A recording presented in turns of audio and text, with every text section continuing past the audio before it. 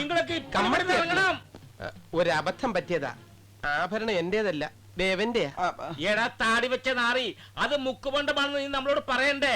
നീ ഒന്നും പറയണ്ടേ, ഇറങ്ങിപ്പോക്കോ. സാധിക്കരുത്, പണം എത്ര വേണേ തരാം. ഇവൻ ആരാണെന്ന് അറിയോ? ഇവനാറ് തിരുമൽ ദേവനോ?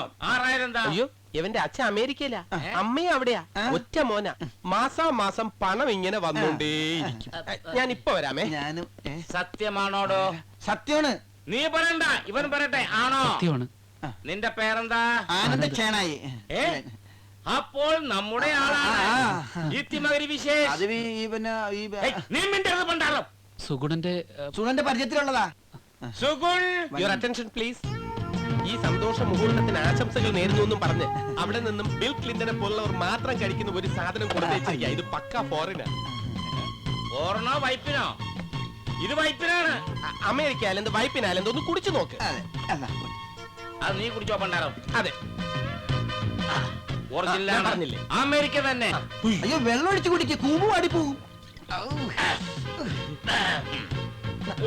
ഒഴിച്ചേ. ഇവൻ കൊള്ളാം.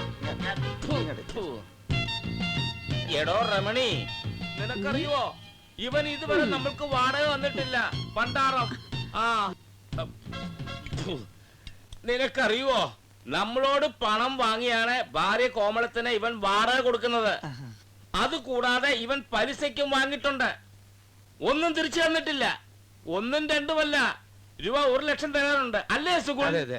പിന്നൊരു കാര്യം, നമ്മുടെ ഭാര്യ കോമളം ഭദ്രകാളിയാണ്. അത് പിന്നെ എന്നോട് പറയേണ്ട കാര്യം പറഞ്ഞ വീട്ടിൽ കേട്ടില്ല.